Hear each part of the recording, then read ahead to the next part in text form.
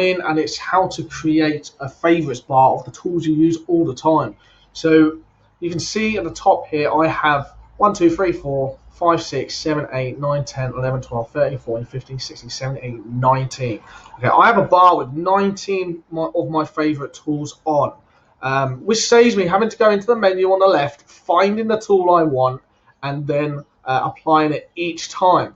And actually, this stuff on the left, I don't go into this bar at all, okay, because I have the favorites icon. So you know what Forex is like. You want to save as much time as you can, and this bar is incredibly easy to make.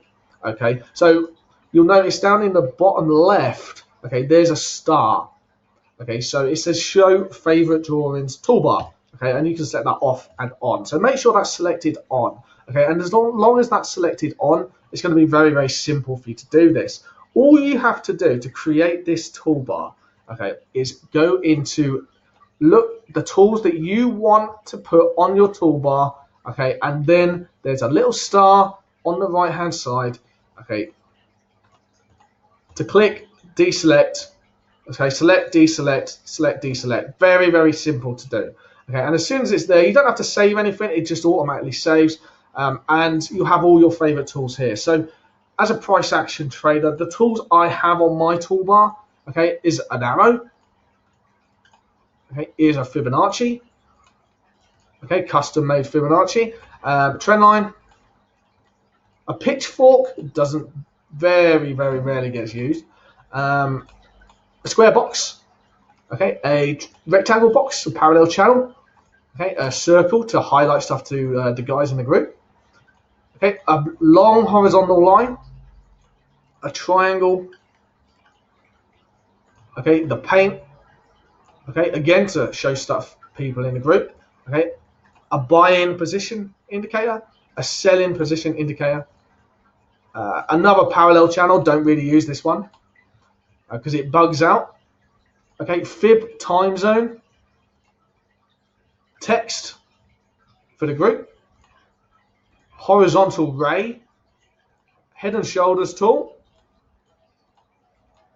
okay, so ABCD pattern, and a vertical line. Okay, so that is all the tools that I've got on my toolbar on the chart, and you can see there's lots of them. Okay, so I don't need to waste time going and finding stuff on the left, much at all. It's just not required. Okay, so that is a massive time saver for me, that everything I'll use is already here. Yeah, so, and you know, you can customize these as well. So let's take a horizontal line, for instance. Okay, you might want a horizontal line to signify a special, you know, in a special way. So let's say we want this horizontal line to be show an emotional level. So we might want to do it a different color, so we can apply a different color there. I usually use pink for emotional levels, and then I'll select my emotional level. Let's say, for instance, on CAD yen, let's say 88. Okay, so fine, and we want to show that as an emotional level on the chart, so it's pink. So what I want to do, I'm just going to put emotional on there, okay, and I'm going to save that, save as emotion. Okay, so now each time I can select the one I want, okay, on the chart, the emotional. That template has saved, okay, and I can, obviously you can see how many I have. I have loads, yeah, loads and loads and loads of templates for horizontal lines, and the same with trend lines, and the same with all kinds of different stuff. Okay, and you can save as many as you want. Yeah, it's a handy little tool, and again, it's a time saver. Instead of you having to write out each time, you know, what you want to do, you know, I can just go, right, okay, boom. What one's that? I want that to be a line of MRPRA, for instance, and that brings up the MRPRA template. Easy, done. Yeah, very, very simple. Okay, so just a quick one, because there was a request as well. How you get the shorter horizontal lines? It's called a horizontal ray. Okay, it's in the top. It's in the top here. Yeah, horizontal rays just beneath horizontal line, and for the guy that requested it in the group, the reason I use horizontal raise often is just to signify, areas like this. Like, let's say, okay, in negating what's on the left, okay, what's happened currently, or where I would expect price to test off. For instance, okay, let's look at staircase in this area here. Okay, let's look at that area there. Just a shorter term horizontal line, because if I put it all the way across, it might become a bit more clustered.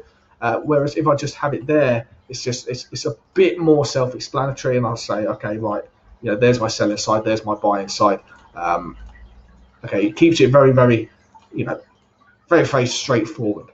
Okay, so there are many ways to use all these tools. The guys that follow me know I don't actually have very messy charts, and actually a lot of these tools don't really get used. As a price action trader, you're really looking at just the lines.